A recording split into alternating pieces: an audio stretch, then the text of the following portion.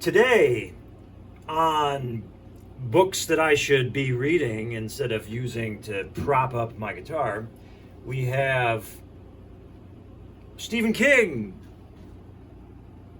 The Eyes of the Dragon. Kind of a rare one, if I understand it correctly, and actually, the one that you really want is the dust jacket. Has scales, which I almost stole that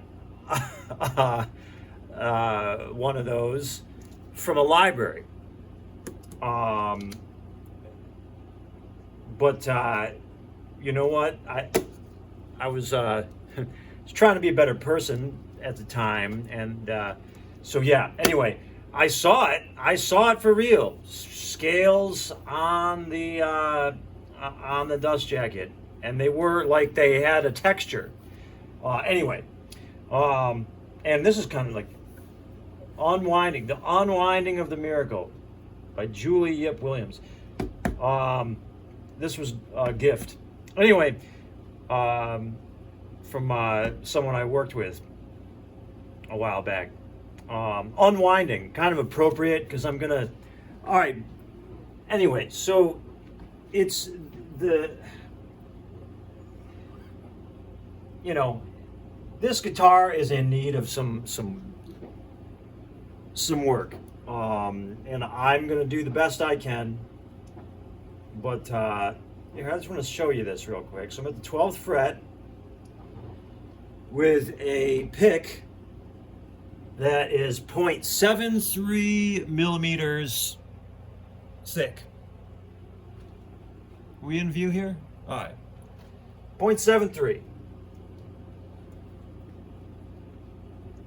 See if it's on the, can we get on the bass too? Yeah, all right, it's even. And I have an even thinner pick. I have a 0.46, a point 0.46 millimeters. Is that gonna, that might be too thin. Oh yeah, that's just barely, it's not quite grabbing that. Yeah, a little bit. So, yeah. At a certain point, I mean, low action is good, but at a certain point, it starts to get a little too low.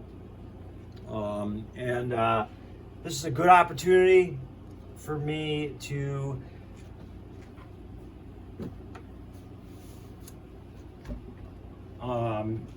get these strings off, and I don't want to be blocking the view here, so I'm going to try to.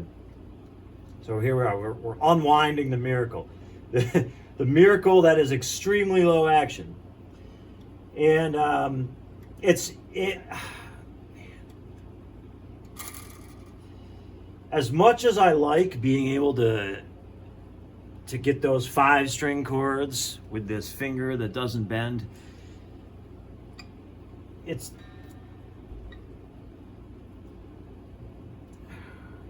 just the action, it's too low. The action is too low, and these strings are old. There's I don't know if I've gotten, like where the winding is gone on that D string yet, but yeah, these.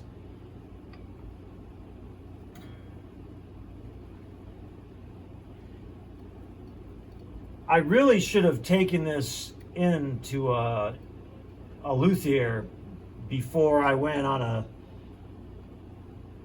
3-week-long trip to visit my family,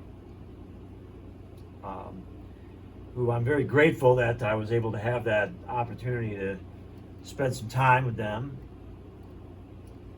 That's awesome. Thank you. And I mean, I thought about it. I almost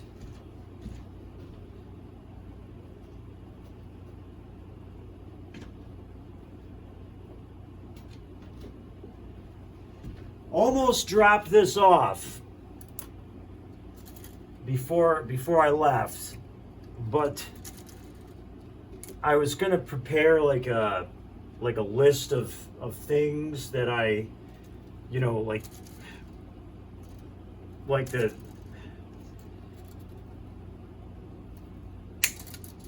work that I was hoping to get done, and never made the list. Got down to the last day before my flight, and I just, all right, whatever. So surprised as I was when I got back, and it was actually kind of in tune when I got back, which, being exposed to the heat and the humidity, because I mean, I don't have central air, so I've got window air conditioners, and I'm very lucky to have those. But it's, the room that I'm in is not the best room for a guitar. It's I can't control the environment very well in here. So if I had an acoustic, it would be, I mean, I'd probably have to like do something, but get a humidifier or something, especially, like for the winter, which is where it's, where you got to worry about it. But, and because see, in the summer, what happens with this one is the action gets really low. And then in the winter, it starts getting naturally, just the way the wood reacts to the humidity levels, that action gets higher without me making adjustments, right? So you know what I'm thinking of doing? I'm not joking either. I am thinking that, for the winter, maybe I could put this in my bathroom.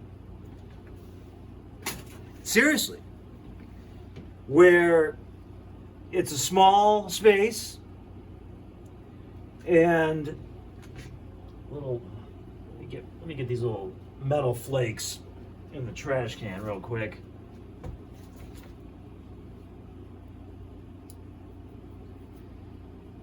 Oh, good. I heard that little metal flake hit the trash, which means my hearing is still not too bad.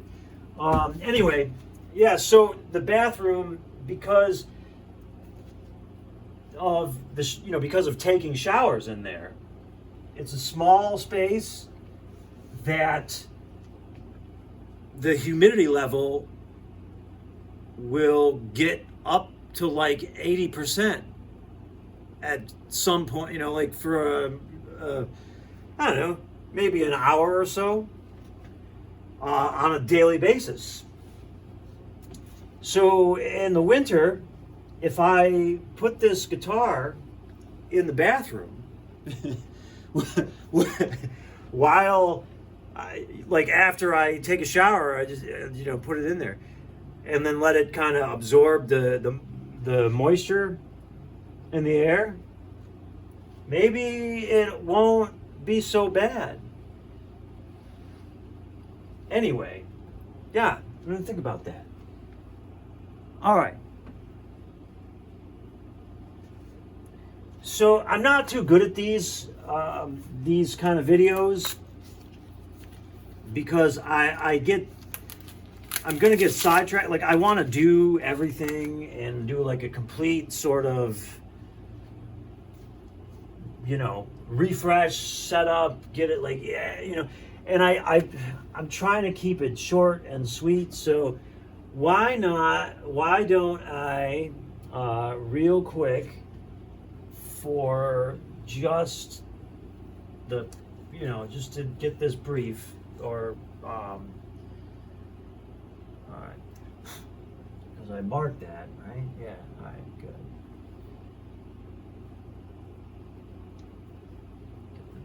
Like areas where it's dusty, and I want to do, I want to spray the deoxit in or the F5 in the back and everything.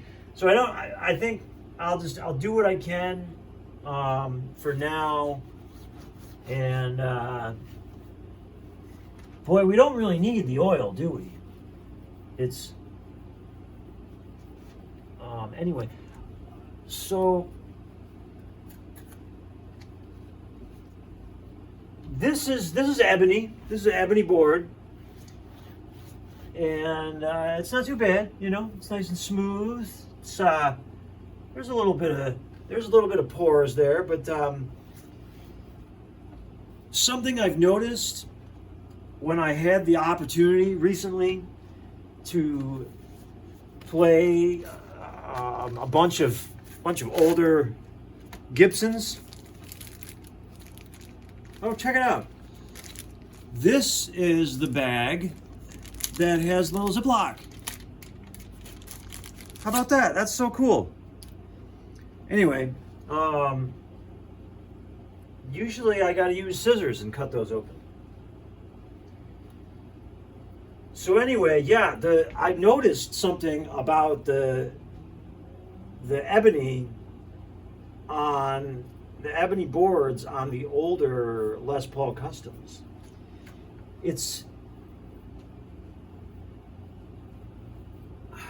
I don't know. It was like it was tighter or something. It's clearly a different batch of ebony. I mean, obviously, right? But the new stuff, it just doesn't. I don't know. It's and seriously, like even with the newer high end, like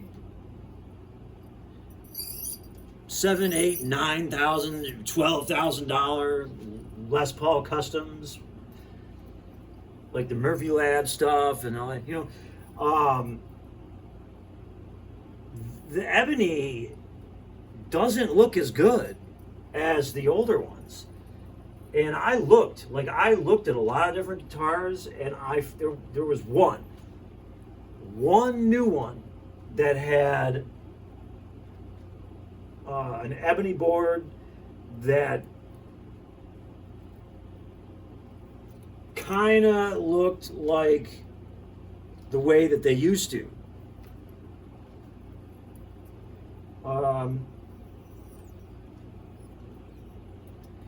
But also, which kind of gets me to my other, another, so they've got the Brazilian rosewood is now, now that people are aware of it, and they're doing, they're trying to make the 59 reissues, right, look like real, like just as close as the original 1959s, and then some of them they're putting Brazilian rosewood on there, and again, and that's one. I mean, the ebony's not too bad. I mean, you can tell, like, oh yeah, this is modern ebony, and that's but that Brazilian stuff, ooh. Wow, what a difference. That older stuff, I checked out a 1962 330 with a Brazilian rosewood board, and talk about something cool. Like, I understand why it is, such a big deal, because that stuff it's so smooth, and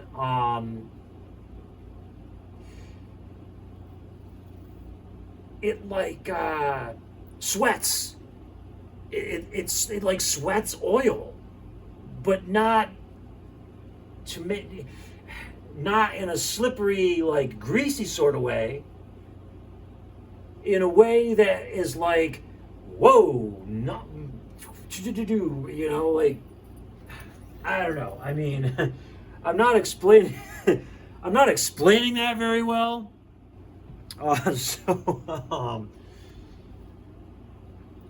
But for those of you out there familiar with the original Brazilian boards, and had the opportunity to like make a comparison to some of the newer ones.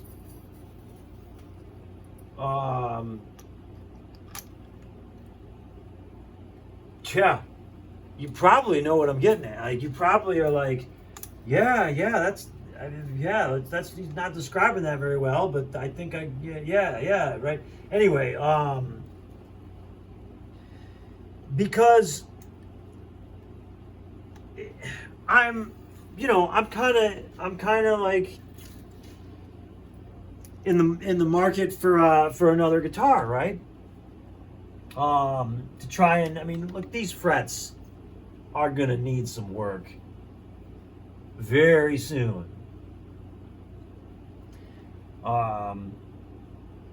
And it'd be nice if I had another guitar to kind of take the stress off of this one. You know what I mean?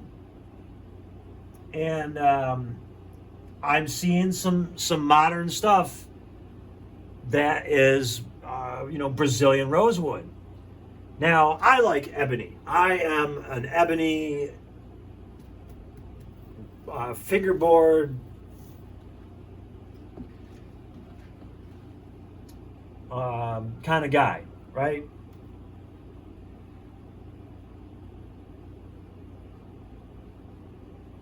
But that original stuff, like that 1962 Brazilian board, I'll take one of those. Oh, heck yeah.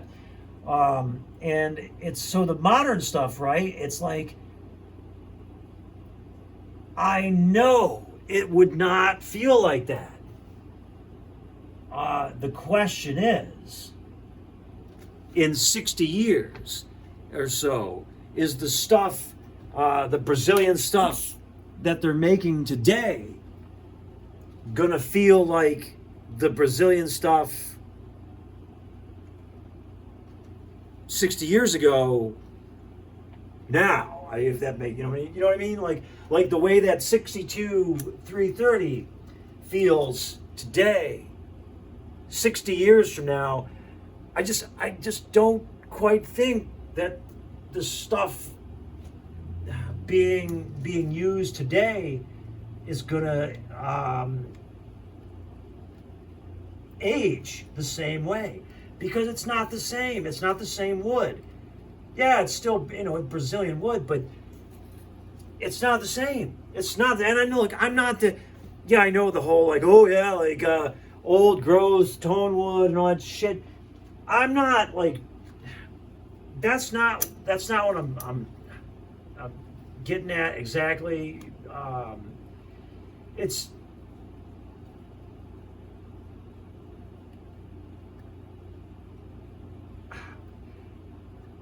Because this stuff is like, with all the legality issues and the ethics and stuff, it's like,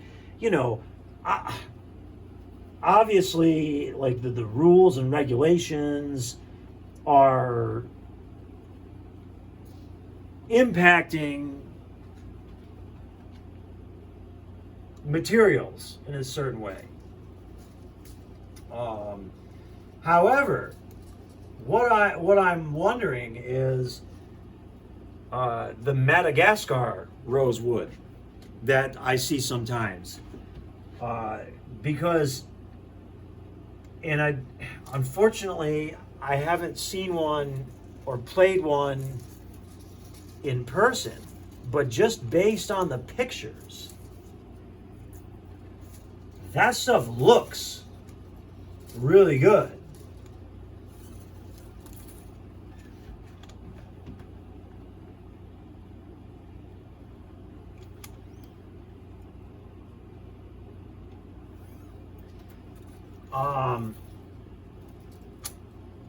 So I'm kind of wondering if the Madagascar rosewood today is going to be the good stuff in 50, 60 years.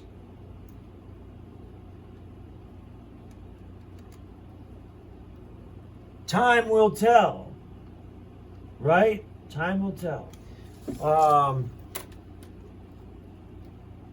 Anyway,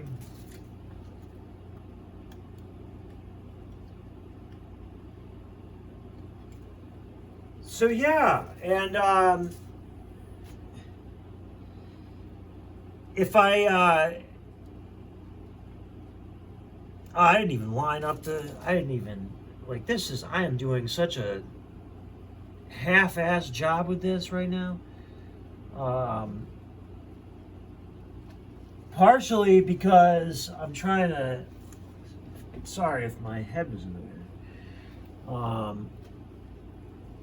I'm just trying to, not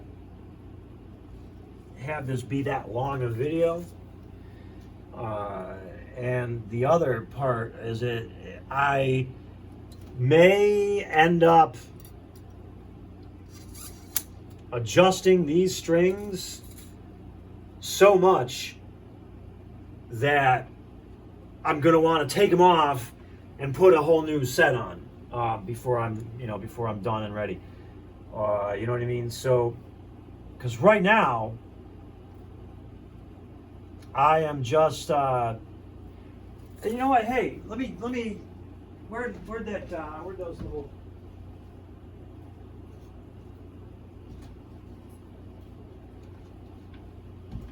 All right, so yeah, all right, check it. What do we got? 23 minutes, not bad. So the recent Uncle Larry video where he went to that workshop, the guy was saying, like, what did he say, 2 inches? Which, where is that? Right there. I mean, am I even in the, I don't even know if I'm in the shot. But 2 inches is right past, just almost, almost halfway up past the second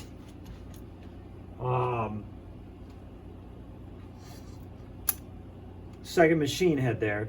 And you go over, pull it up and start winding, right? And you're at the seventh fret, and I kind of want to make sure it gets below now, right? So we go under, pull it tight,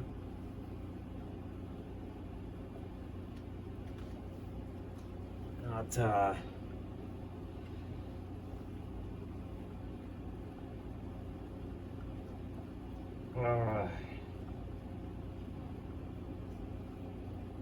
let's get that on there real quick.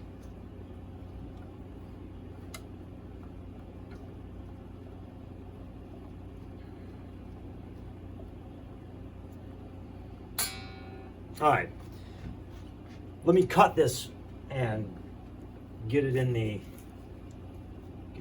out of the way real quick. There we go. Oh, there we go. I knew I dropped the pick. There we go. I heard it hit the ground. Okay.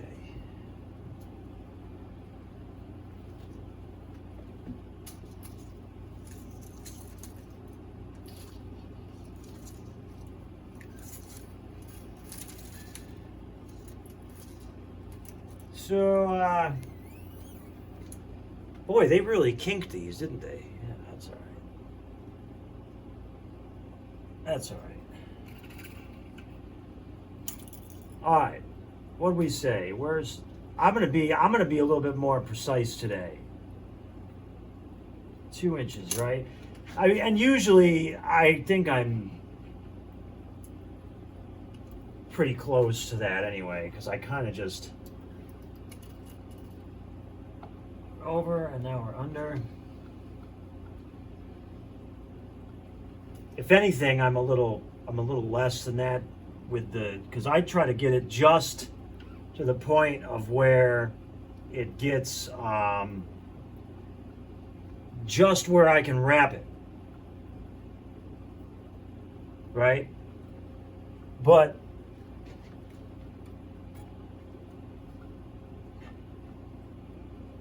if that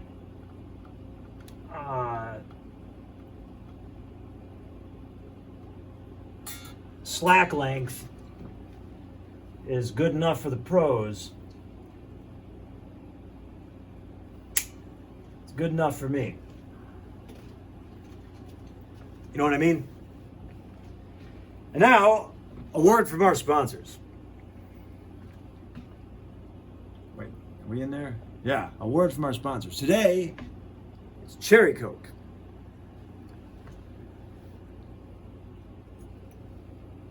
Ah, yeah, that's the stuff. All right. Anyway, so let's see. I'm probably not even in the. Gotta move this back a little bit. All right. Can I go a little bit more? There we go. Okay, so what I meant by, wrapping, I kind of pull it back until, like, I just can get around it. But today, and now I already, I kind of kinked that one already, so not too bad. But today we're trying to be a little bit more precise.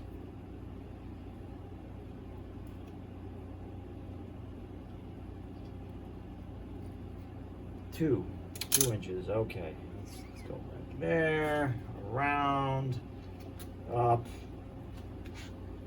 wind, and then we go to the 7th fret, right? Which, well, let's make sure it's first. We got to go around, right? Boy, that one's not that good, is it? Hold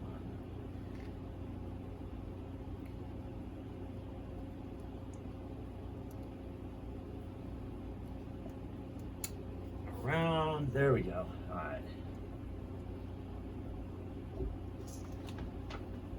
Oh boy, yeah. Sorry if my head is blocking the view. I don't have a string winder. I've never had one, which I don't mind.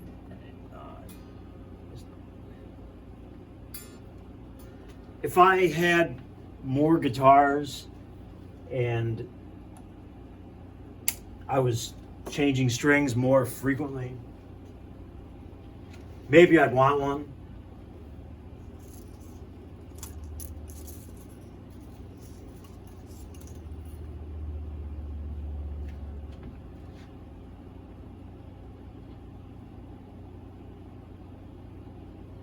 Okay.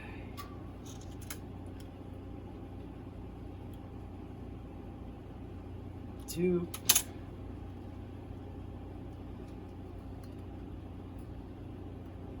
Did I go the right way? I hope so. Oh shit. It's. I might have to. Yeah, okay.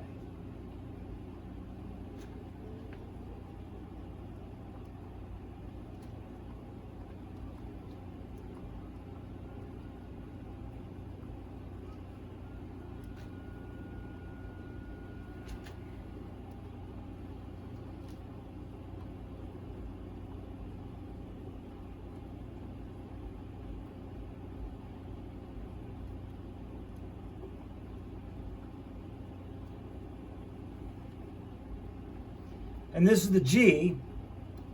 It's the D and the G, right?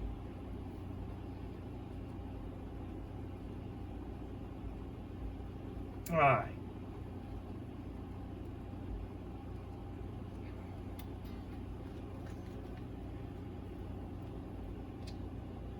So, what's up, everyone?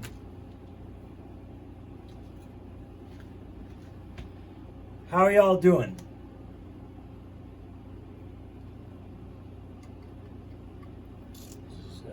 Is it summer hot enough for you? Y'all staying comfortable?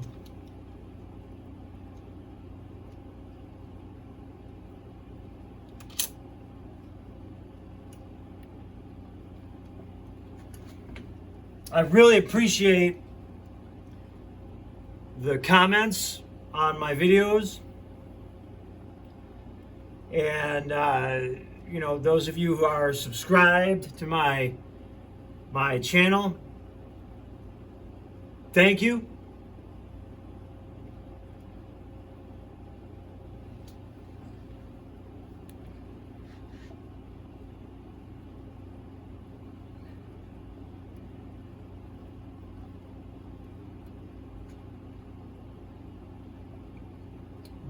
The Chicago Music Exchange videos that I am still in the process of posting will be followed up with a video where I kind of just talk about my thoughts on everything.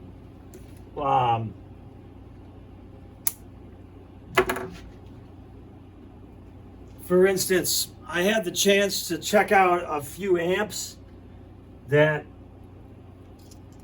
I normally, you know, don't have access to, like Two Rock, Magnetone,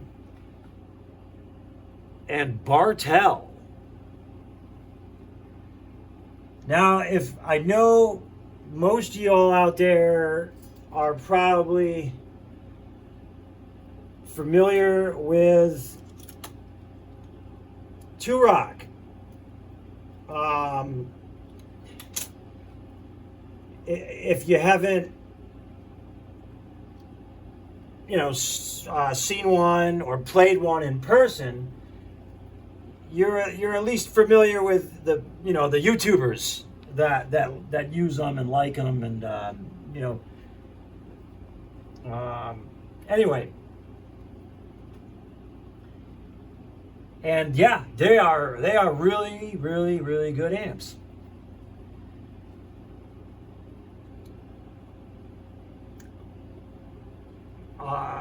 And Bartel is also one of those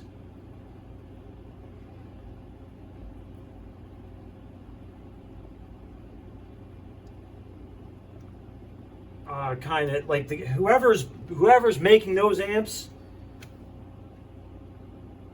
they are they are skilled, and they know it, and they are not afraid to show it. I mean, seriously, whoever is building Bartel. I mean, I don't know if your name is Bartel or, I don't know like the details of that company, but craftsmanship personified, superfluous, marvelous, whatever. I mean, we are talking like quality that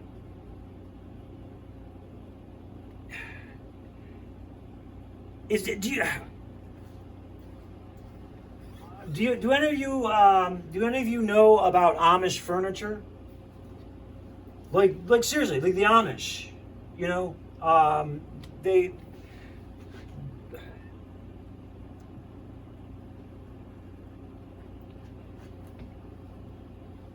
It's like high quality woodworking that's just wow, like perfection. That's a Bartel amp. It is like yeah.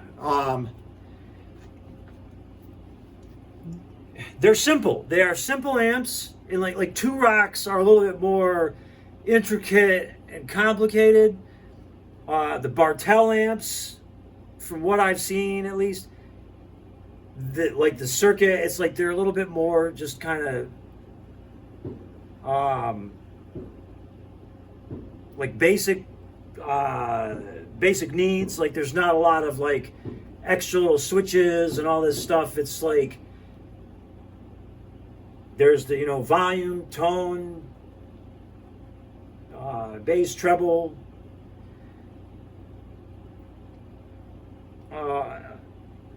But oh wow, I mean, and the cabinets, it's like everything is just so well done.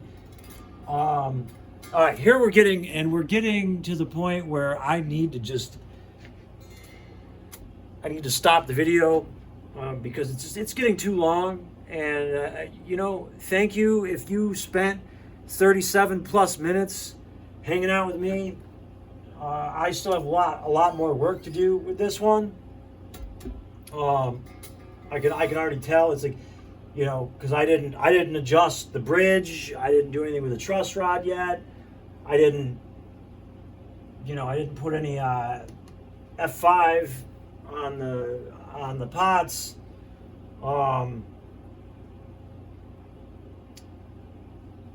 So I've got a here's the fun part, right? Which I really wouldn't be able to talk and do that stuff at the same time anyway. I could barely do this, but hey, thanks for sticking around if you did, and I hope you have a good one. All right, take care.